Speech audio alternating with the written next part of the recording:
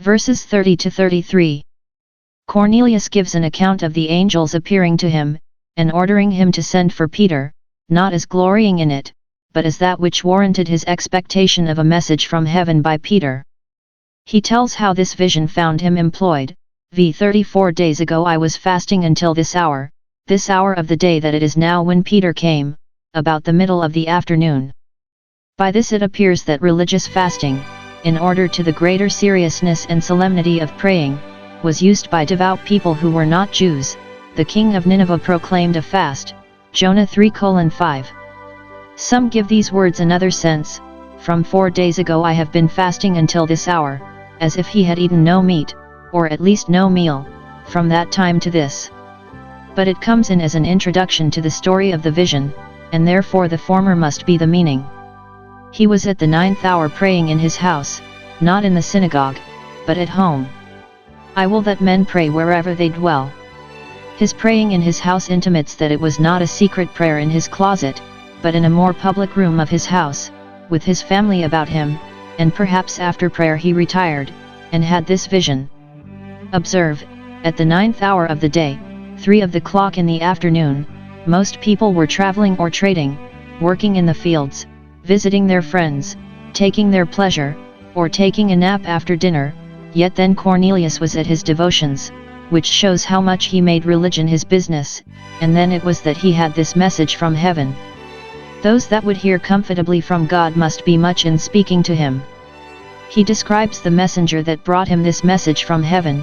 There stood a man before me in bright clothing, as Christ's was when he was transfigured, and that of the 2 angels who appeared at Christ's resurrection, Lu 24:4, and at his ascension, ch 1:10, showing their relation to the world of light. He repeats the message that was sent to him, v 31:32, just as we had it, v 4-6. Only here it is said, "Thy prayer is heard."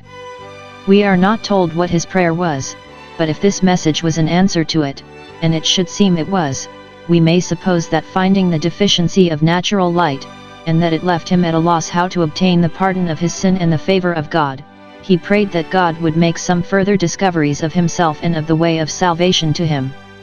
"Well," saith the angel, "send for Peter, and he shall give thee such a discovery." He declares his own and his friends' readiness to receive the message Peter had to deliver, v 33. Immediately therefore I sent to thee, as I was directed, and thou hast well done that thou hast come to us, though we are Gentiles. Note, faithful ministers do well to come to people that are willing and desirous to receive instruction from them, to come when they are sent for. It is as good a deed as they can do.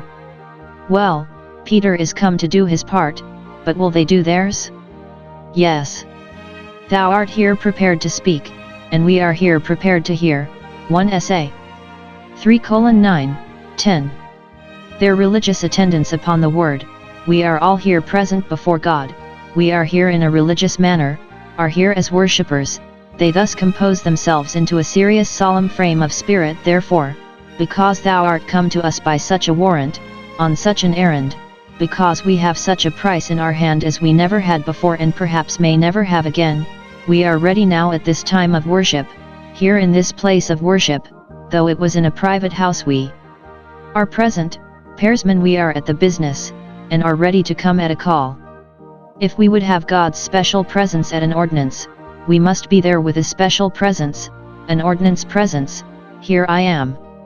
We are all present, all that were invited, we, and all that belong to us, we, and all that is within us. The whole of the man must be present, not the body here, and the heart, with the fool's eyes, in the ends of the earth.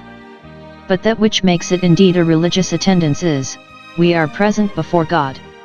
In holy ordinances we present ourselves unto the Lord, and we must be as before him, as those that see his eye upon us.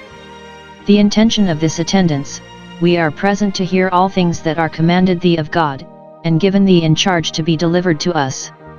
Observe, first, Peter was there to preach all things that were commanded him of God, for, as he had an ample commission to preach the gospel, so he had full instructions what to preach.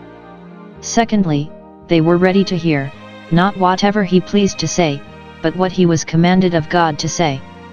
The truths of Christ were not communicated to the apostles to be published or stifled as they thought fit, but entrusted with them to be published to the world.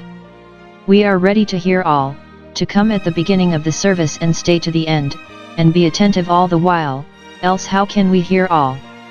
We are desirous to hear all that thou art commissioned to preach, though it be ever so displeasing to flesh and blood, and ever so contrary to our former notions or present secular interests. We are ready to hear all, and therefore let nothing be kept back that is profitable for us.